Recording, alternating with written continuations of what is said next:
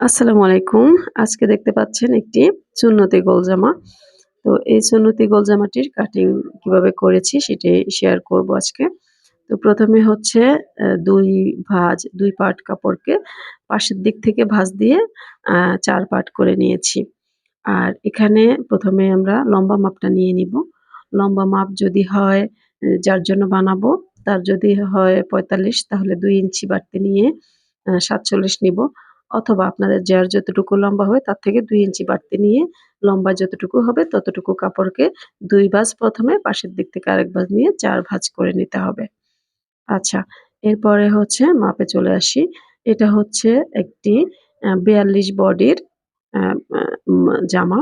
তো ৪২ বডির জন্য আমি শোল্ডার নিয়েছি ৭। আর্ম হোল নিবো ৭ এর থেকে বেশি ৭.৫ ও নেয়া যাবে। আর এখানে এ এ আমি দাগ করে নিচ্ছি স্কেলের সাহায্যে যাতে স্পষ্ট আপনারা বুঝতে পারেন। তো দেখতে পেলেন আর্ম হোলের কোনা থেকে আমি ১.৫ ইঞ্চিতে দাগ করেছি। ৪২ বডির উপরে যাদের তাদের ক্ষেত্রে তাদের নিচে যাদের তাদের ক্ষেত্রে আমরা আর্ম হোলের শেপ একরকম দেই। আর ৪২ বডির উপরে হয়ে গেলে আর্ম হোলের শেপ আরেক রকম দেই। তো এখানে আমি শেপ দিয়ে কোনাকুনি থেকে একটা দাগ করেছি। আর লম্বা মাপের মাঝখানে দাগ করে শেপ দিয়ে নিয়েছি। আপনারা সেটা দেখতে পেয়েছেন। গলার পাশের দিকে ২.৫ নিয়েছি আর নিচের দিকে ৫ নিয়েছি। তো এই গলা এত কম নেয়ার কারণ হচ্ছে এই সুন্নতি জামাটি একজন মুরব্বির জন্য অর্থাৎ আমার মায়ের জন্য।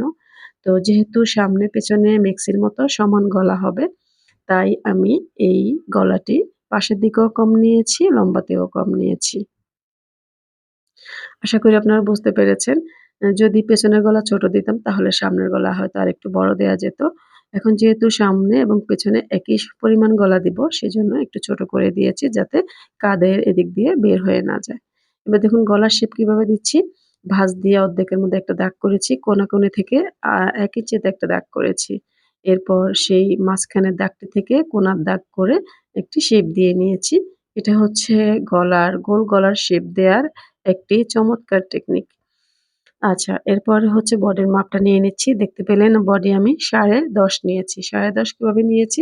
৪২ বডির অর্ধেক হচ্ছে ২১, ২১ এর অর্ধেক হচ্ছে ১০.৫ অর্থাৎ ৪ পার্ট কাপড় আছে এখানে সেজন্য ৪ ভাগের ১ ভাগ নিয়েছি। ৪২ এর ৪ ভাগের ১ ভাগ। আর এখানে দেখুন কোমর কত নিয়েছি? কোমর নিয়েছি যে আর্মহোলের মাপ নিয়েছি তার ডাবল নিয়ে ১ ইঞ্চি বা ১/২ ইঞ্চি বাড়তে নেয়া যাবে।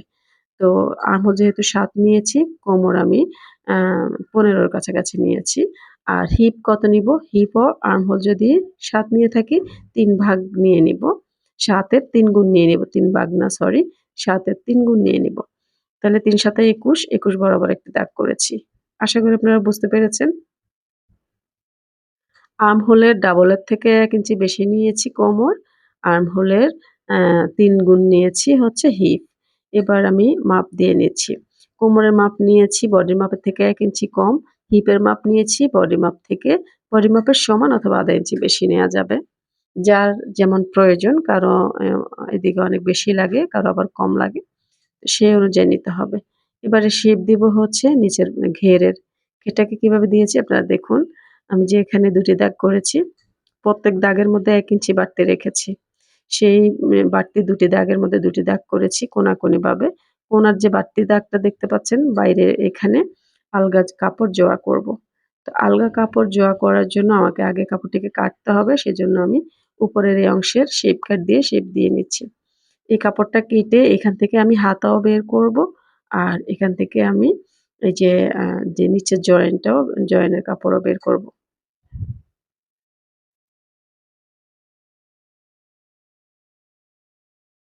তো আমি এখানে ২.৫ গজ কাপড় দিয়ে এই জামাটি তৈরি করছি।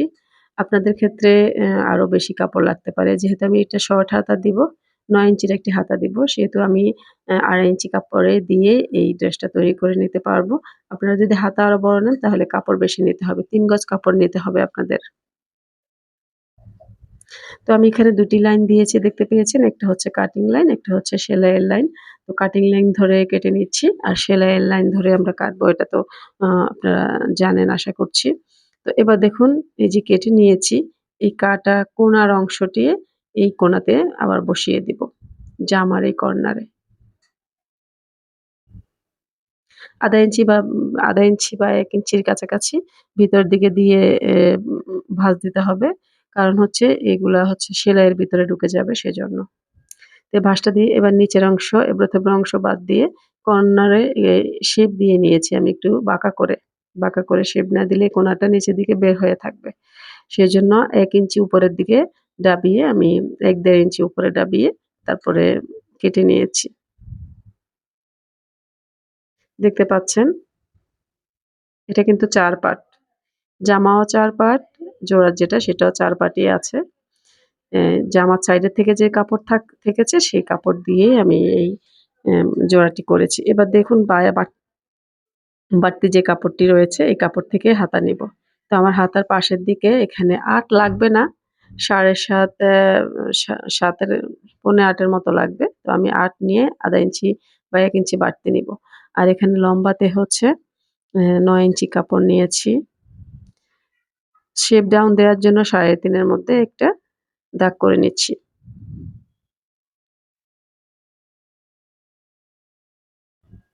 এখানে ১ ইঞ্চি কাপড় বাড়তি নিয়েছি যেটা হচ্ছে হাতার নিচের দিকে বটা যাবে। সেজন্য ১ ইঞ্চি কাপড় বাড়তি নিয়েছি। টোটালি আমাদের ১.৫ ইঞ্চি কাপড় বাড়তি লাগে হাতা সেলাই করতে। মোহরার এখানে সেলাইয়ে ঢুকে আর হাতার ভাঁজের সেলাইয়ে ঢুকে। তো হাতার মুহুরির এখানে আমাদের যতটুকু লাগবে আমরা ততটুকু নিব। আমি এখানে ৭ এর মতো নিয়েছি। আপনাদের কম বেশি লাগতে পারে। আপনারা যত লাগবে তত নিয়ে নিবেন। আর এই জামাটি যেহেতু সামনে পেছনে সমান গলা সেহেতু এই জামার হাতার তালপাট কাটবো না। হাতার তালপাট না কেটে জামাটি একইভাবে সেলাই করব যাতে দোনো পাশে জামাটি পড়তে পারে। এপাশ ওপাশ দুপাশে জামাটি পড়তে পারে ঘুরিয়ে, ঘুরিয়ে। কখনো এপাশ পড়লো, কখনো ওপাশ। যেহেতু দুটি গলা সমান আছে সেজন্য হাতায় তালপাট না দিয়ে আমি সেলাই করব। এবারে যে পট্টিটি রয়েছে এই পট্টিটি দেখুন এখানে ৪ ভাঁজ পট্টি রয়েছে। তো আমি দেখছি ২ ভাঁজ দিয়ে এইভাবে গলার মাপে হয় কিনা।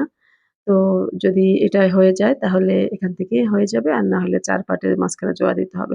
তো দেখেন এখানে ৫ ইঞ্চি রেখে আরো ১.৫ ইঞ্চি কাপড় লাগবে আমাদের ১.৫-২ ইঞ্চির মতো কাপড় লাগবে বাড়তি। তো সেটা নেই। তো সেজন্য আমি ৪ পাট কাপড়কে আবার বিছিয়ে নিয়েছি। শক্ত অংশটা কেটে ফেলে দিয়েছি। এবারে বিছিয়ে নিচ্ছি গলার এখানে। তো এখানে ১/২ ইঞ্চি কাপড় বা ২ সুতা কাপড় বাড়তি নিব। এটা হচ্ছে জোড়া লাগবে। দেখতে পেয়েছেন আমি এই কাপড়টা যতটুকু জোড়া লাগবে ততটুকু বাড়তি রেখে তারপরে বিছিয়ে নিয়েছি। আর গলার শেপ দেয়া এবং মাপ তো আগে থেকে করা আছে। এখন শুধু কেটে নিব। এখানে আর কোনো মাপজোপের দরকার নেই।